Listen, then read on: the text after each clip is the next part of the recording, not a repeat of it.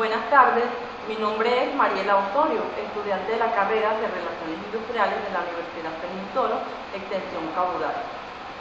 En la asignatura de Fundamentos del Derecho Empresarial, a cargo del profesor Juan Páez, en cuanto al contenido de la unidad 2, les hablaré acerca de lo que es el comerciante, de las organizaciones del registro de comercio, de su importancia, de lo que trata el cheque, el pagaré, sus características, sus funciones y otros tips que les mencionaré más adelante.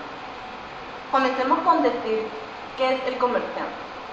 Según el Código de Comercio nos dice que se establecen los comerciantes, los que teniendo capacidad de contratar, hacer el comercio su profesión habitual, y las sociedades mercantiles, que surgen a partir de los sujetos de una actividad comercial, dentro de la cual se encuentran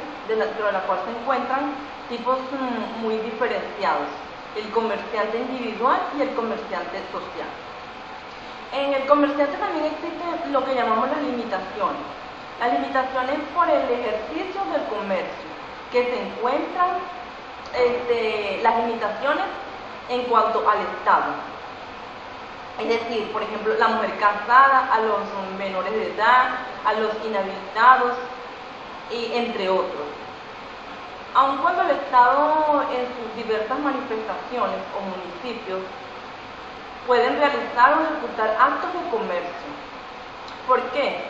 Porque el Estado nos pone como expreso al establecer lo que es el comerciante, si reúne las condiciones allí expresadas y en caso de asumir actos de comercio.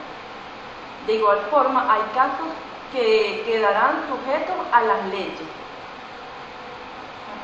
Las limitaciones en cuanto a la ejecución de actos de comercio y del ejercicio del comercio por parte de los niños, niñas y adolescentes, de las inhabilidades y los entredichos, pues el principio general es que solo pueden ejecutar actos de comercio aquellos que tengan la capacidad jurídica para adquirir obligaciones, en el caso especial de las inhábiles. Porque según el artículo del comercio, el artículo número 5 del Código de Comercio, nos establece que las personas inhábiles no pueden ejercer el comercio, pero si lo hicieran en virtud de no ser notarías sin incapacidad, o si la ocultaran con actos de falsedad, quedan obligados por sus actos mercantiles, a menos que probara mala fe con los otros contratantes. Los actos de comercio tienen una importancia en cuanto a lo que es el registro. La enorme cantidad de funciones atribuidas al registro mercantil lo convierte en una institución fundamental entre los comerciantes. Le corresponde, entre otros asuntos, ser agentes de retención y liquidadores de derechos registrados y otros que allí se encuentran sellados. De los libros de los comerciantes se constituye y en supervisor, controlador bajo los parámetros de la ley. También se puede decir que se trata de un registro de personas jurídicas y sus relaciones, como es el caso en otros países, que existen registros de comercio organizados por el propio Estado. Son los resultados de una gran evolución que comenzó en los árboles del derecho mercantil, con la institución de la matrícula de los gremios y también se dice que de las corporaciones, que a pesar de saber que el derecho mercantil forma parte del derecho privado, muy rápidamente el Estado toma a su cargo el control. ¿Para qué? Para la supervisión y organización de muchos de sus procedimientos, que no se lleven con un fin que debe ofrecer una estabilidad, un equilibrio entre los comerciantes y los no comerciantes. Como por ejemplo podemos citar que Hugo Mármol explica 3 efectos que produjo las instauraciones de los registros mercantiles. La organización, también tenemos que la organización del registro de comercio, que el Código de Comercio regula las correspondencias a las organizaciones del registro de comercio según el artículo número 17, de la siguiente manera. En la Secretaría de los Tribunales del Comercio se lleva un registro según este sea el caso que se dé, que todos los documentos todos los documentos que se lleven en código deben anotarse en el registro de comercio. Esto es lo que nos establece lo que es el artículo número 17 del Código de Comercio. De esta forma se encontraba en cada tribunal de comercio un registro de comercio. Actualmente los registros son oficinas independientes, ubicadas en cada entidad territorial y con un número que varía en relación a las necesidades de cada población. Puede ser que disminuya o sube dependiendo la entidad territorial donde nos encontremos. La iniciativa para la inscripción correspondiente al propio interesado se encuentran también reflejados en los artículos números 20 y 23 del Código de Comercio, que deben hacerse dentro de los 15 días hábiles siguientes a la fecha de elaboración del dicho documento que se vaya a utilizar.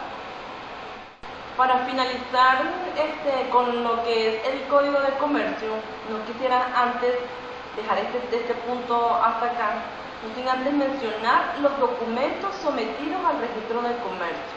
Uno de los documentos que se someten son los siguientes: la autorización del curador y el aprobador, del juez en su caso, que inhabilite a los menores y para comerciar.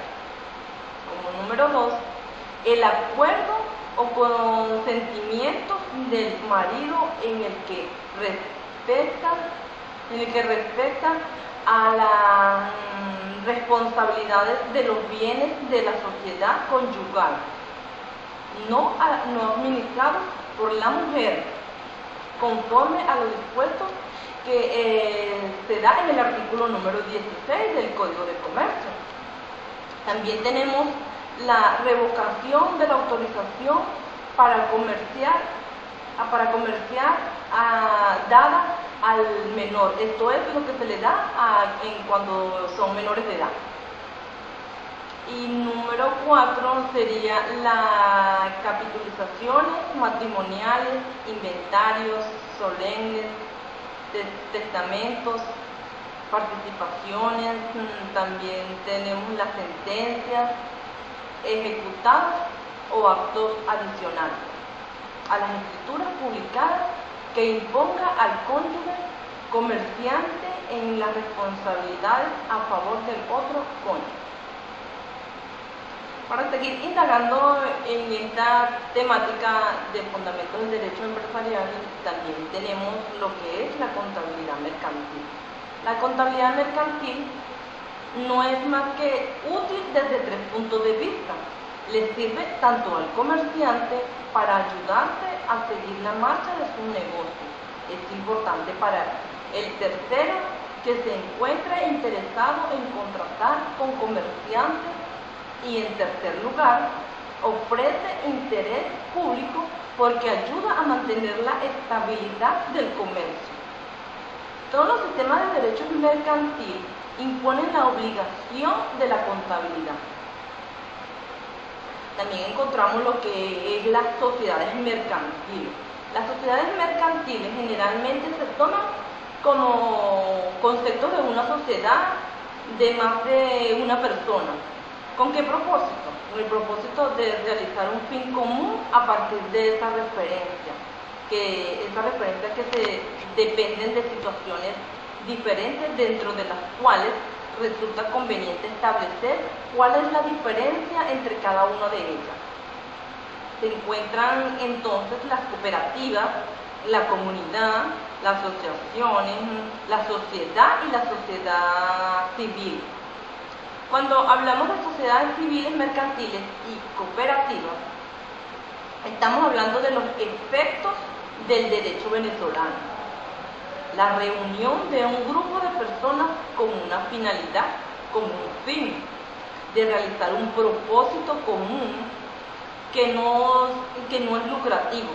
Las personas buscan un fin común de carácter desinteresado, que es lo que llamamos sin fines de lucro. A diferencia de la sociedad, a pesar de ella, todas en definitiva constituyen una asociación. Podría decirse que la sociedad civil mercantil cooperativa, lo que las diferencia es el propósito de su creación, el fin con que lo están realizando. En el caso de las asociaciones, las personas que incorporan sus bienes o esfuerzos hacia un fin extraeconómico, donde ven los bienes económicos. La sociedad, a diferencia de la sociedad, comprende a dos o más personas, en la que cada una de ellas se comprometen en contribuir cada una la propiedad o el uso de las cosas o con su propia industria, la realización de un fin económico común. Las características del contrato de sociedad. Dentro de las características del contrato de sociedad encontramos la conceptual, el oneroso, conmutativa, aleatorio y de ejecución sucesiva. Dentro de estas sociedades también tenemos los tipos mercantiles, sociedades mercantiles. Las sociedades en nombre colectivo, este tipo de sociedad, así como las demás, deben tener un nombre que las distinga de los demás sujetos de derecho. Deben componerse por el nombre de los socios, a menos que sea una sociedad sucesora de otra. Todos estos nombres se tienen que llevar a cabo porque esto nos lo establece el código, la ley, según sus artículos, el artículo número 29 y el artículo número 31 del Código de Comercio, efectivamente. También tenemos la sociedad anónima. La sociedad mercantil de referencia se constituye sobre la base de un capital de los socios que obligan a integrar totalmente para la constitución de la sociedad, de acuerdo a los artículos que establezca el Código de Comercio, que en este caso es el artículo 201 del Ordenal número 3, que se constituyen sobre las bases de un capital de las sociedades que obligan a integrar totalmente para la constitución de las sociedades, de acuerdo a los artículos y de acuerdo a los ordinales del código que se establece.